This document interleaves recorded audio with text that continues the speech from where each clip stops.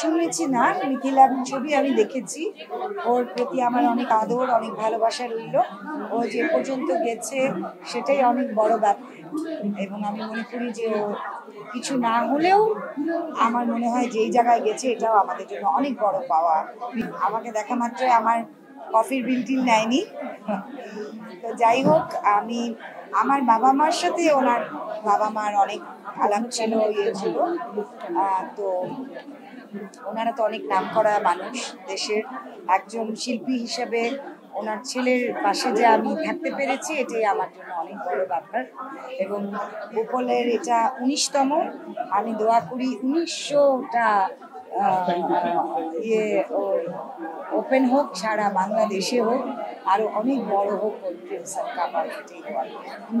আমার সাথে অত দেখা হয়নি ওনার বাবা মায়ের।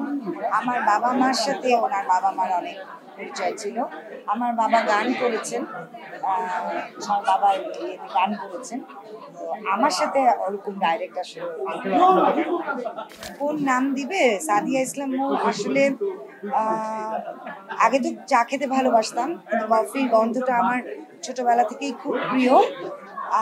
আগে যাও একটু দুধ কফি খেতাম, লাটে টাটে খেতাম, কিন্তু আজকাল বেশ কয়েক বছর ধরে ব্ল্যাক আমেরিকানোই পছন্দ করি। আমার সাথে তুলনা করলে গায়ের রঙের সাথে ব্ল্যাক কফি বোধহয় ভালো যাবে। আমি আসলে নতুন কুড়ি শিল্পী আমি নই, তবে আমি ছোটবেলায় আমরা দেখেছি নতুন কুড়ি অবশ্যই ওই গানটা আমাদের বাজার সাথে সাথে আমরাও ছোটবেলায় চলে গেছি।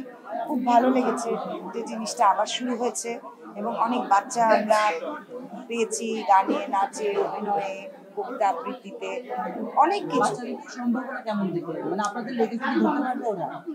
অনেক ভালো ভালো ছেলে মেয়েরা এসছে, এবং অবশ্যই আমাদের লেগেসি কেন, ওরা আরো অনেক দূরে যাবে ইনশাল্লাহ, অনেক বড় হবে। শুনেছি না, মিথিলার ছবি আমি দেখেছি। ওর প্রতি আমার অনেক আদর, অনেক ভালোবাসা রইল। ও যে পর্যন্ত গেছে সেটাই অনেক বড় ব্যাপার, এবং আমি মনে করি যে ও কিছু না হলেও আমার মনে হয় যেই জায়গায় গেছে এটাও আমাদের জন্য অনেক বড় পাওয়া। মিথিলার জন্য আমার অনেক অনেক শুভেচ্ছা এবং ভালোবাসা, আদর। না, বিউটি পেজেন্ট আমাদের সময় ছিল না, আর আমি কখনোই নিজেকে সুন্দর মনে করিনি বলে আমি ওই পর্যন্ত যাইনি।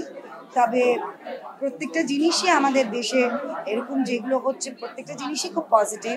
বিউটি পেজেন্ট হোক আর ট্যালেন্ট হান্ট হোক আর যেটাই হোক, প্রতিটাই খুব পজিটিভ দিক। সুন্দর করে যেন উপস্থাপন করতে পারে, ভালো ভালো ছেলেমেয়েরা যেন আসে, ভালো ভালো পরিবার থেকে যেন আমরা ভালো শিল্পী পাই, এটাই আমার।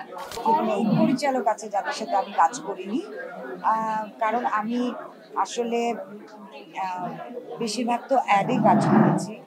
তো অ্যাডেও যে এখন যারা সবাই যারা ভালো করছে সবার সাথে যে আমার কাজ হচ্ছে তা না।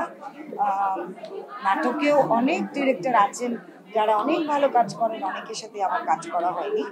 তারা যখন যোগ্য মনে করবেন আমাকে ডাকলে আমি অবশ্যই কাজ করব।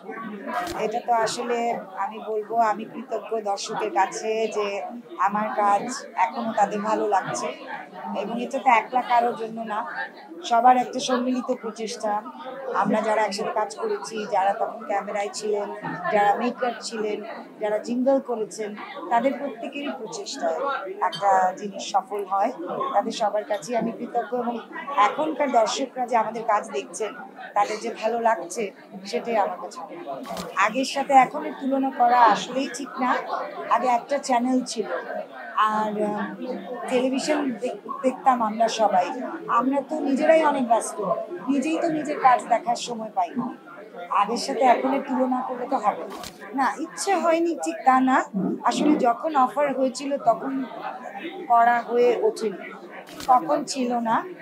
এখন আছে, এখন যদি সবকিছু সমন্বয় হয় হবে হয়তো করতেও পারি। ওটিটি, হ্যাঁ, অনেক ভালো ভালো ওটিটি দেখেছি। আমাদের দেশে অনেক ভালো ভালো কাজ হচ্ছে, অনেকের কাজ আমার অনেক ভালো লাগে এবং খুব পছন্দ করছি।